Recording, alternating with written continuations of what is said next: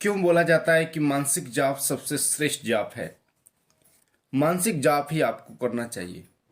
हालांकि जाप 3 प्रकार के होते हैं, जिसमें केवल बोल बोलकर जो जाप किया जाता है उसे वाचिक जाप कहते हैं, और दूसरा जिसमें आपके होठ हिलते हैं पर ध्वनि किसी को नहीं सुनाई देती उसे उपांशु जाप कहते हैं, और तीसरा मानसिक जाप आता है जो कि मन मन में किया जाता है।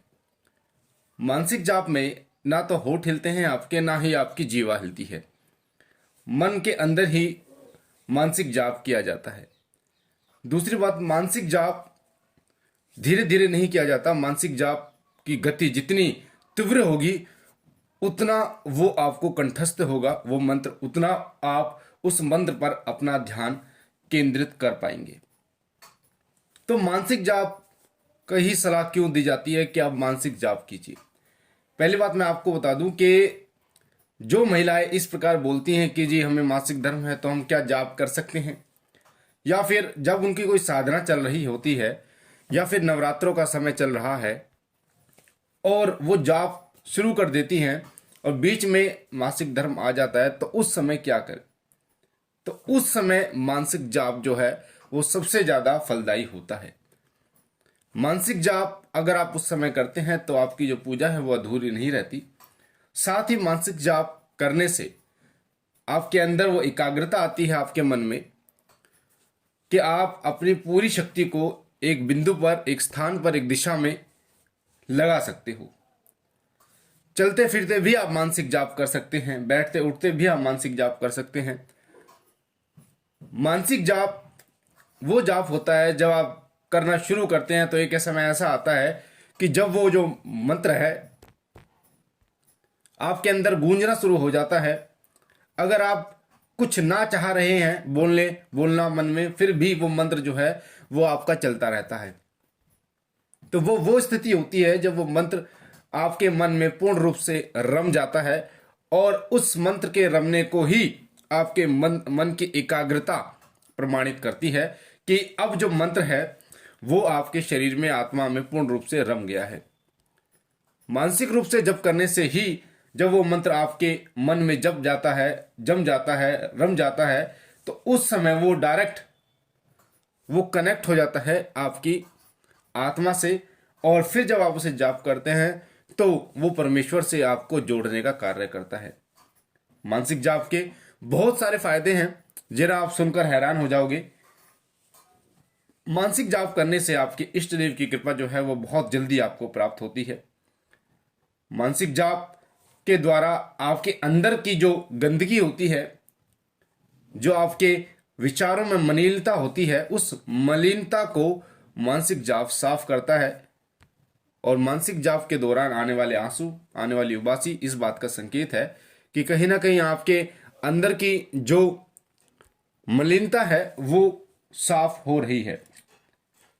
गुरु मंत्र का अगर मानसिक जाप किया जाए तो सबसे उत्तम होता है, क्योंकि गुरु मंत्र का प्रभाव जो है वो सीधा आपकी आत्मा से परमात्मा तक पड़ता है, जो आपको परमात्मा में जोड़ता है। तो इसीलिए अगर आपके पास गुरु मंत्र है तो गुरु मंत्र का मानसिक जाप जितना हो सके उतना मानसिक जाप कीजिए। इन तीनों जापों में क्या अंतर होता है, उपांशु जाप, वाचिक जाप और मानसिक जाप में? एक बात मैं आपको पहले बता देता हूं, इन तीनों में फर्क बताने से पहले, कि मानसिक जाप करने के लिए मन की एकाग्रता चाहिए होती है, और एकदम वो एकाग्रता नहीं बनती। आप अगर शुरुआत में कभी आपने मानसिक जाप नहीं किया तो आपको कठिनाई होगी, आपके ध्यान को एकाग्र में होने में आपको कठिनाई होगी। तो उस समय पे आप बोल बोल कर जाप कीजिए, होठों के द्वारा आवाज आपको सुनाई दे। उपांशु जाप का सहारा लीजिए या फिर वाचिक जाप का सहारा लीजिए।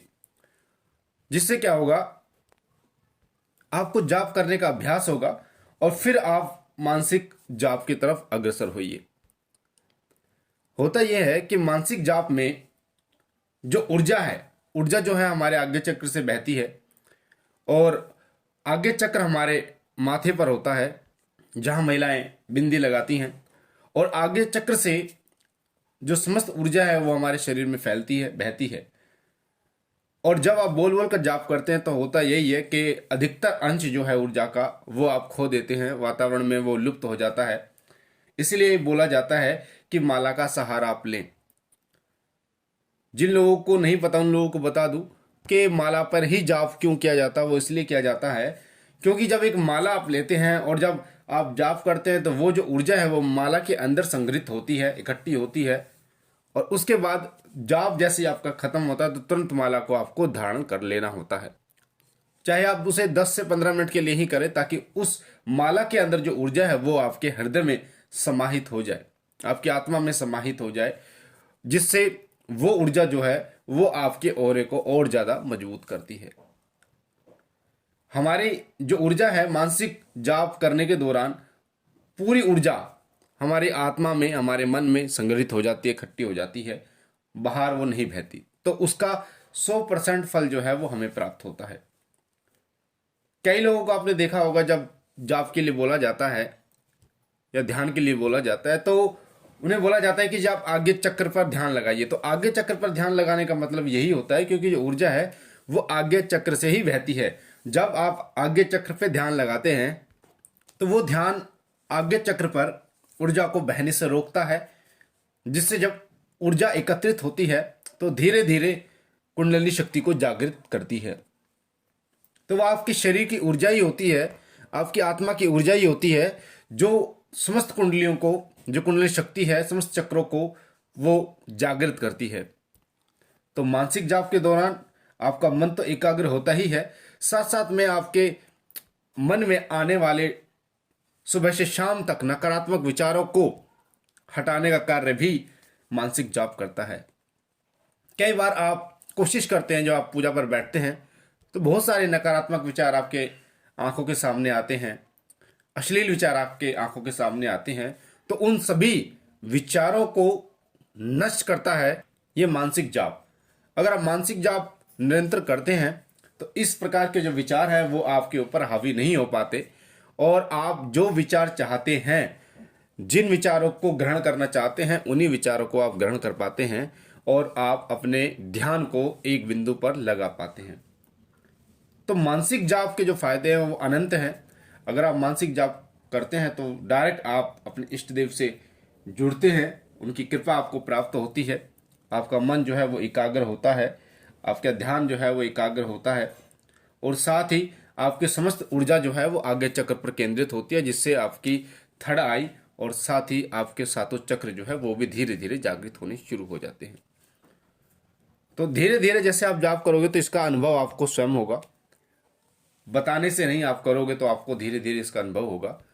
और आप जब इसका अनुभव करोगे तो आप खुद हैरान हो जाओगे कि इस प्रकार के चमत्कारिक फायदे भी मानसिक जाप से होते हैं। तो मानसिक जाप कीजिए, अपने जीवन में फर्क देखिए, अपने अध्यात्म मार्ग में फर्क देखिए और फिर मुझे बताइए कमेंट में।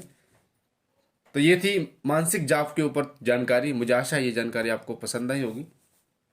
अगर आप पहली बार हमारे चैनल पे हैं तो आपके सामने जो लाल कलर का बटन है सब्सक्राइब का, उसे दबा के चैनल को सब्सक्राइब कीजिए ताकि आप शिव कृपा यूट्यूब चैनल से जुड़ सकें। बेल आइकन को दबाइए, घंटे के निशान को, ताकि जो भी हम जानकारी डालें वो सबसे पहले आपको प्राप्त हो। हमारा नया चैनल शिव सत्य, उसका लिंक डिस्क्रिप्शन में है, उसे भी सब्सक्राइब कीजिए, उसके साथ भी जुड़िए ताकि भक्ति भक्ताई से जुड़ी जानकारियां आपको निरंतर प्राप्त होती रहें। लाइक कीजिए, शेयर कीजिए और बहनों और भाइयों तक, ताकि और लोगों तक भी जानकारी जाए और लोग भी इसका फायदा उठा पाए। बाबा भोलेनाथ से विनती करता हूँ कि वो सदैव आपकी झोली भरे, आपके तमाम कार्यों को पूर्ण करे, आपके घर में सुख समृद्धि दे। हम मिलते हैं एक नई जानकारी के साथ अगली वीडियो में। तब तक के लिए ओम नमः शिवाय, ओम नमः शिवाय।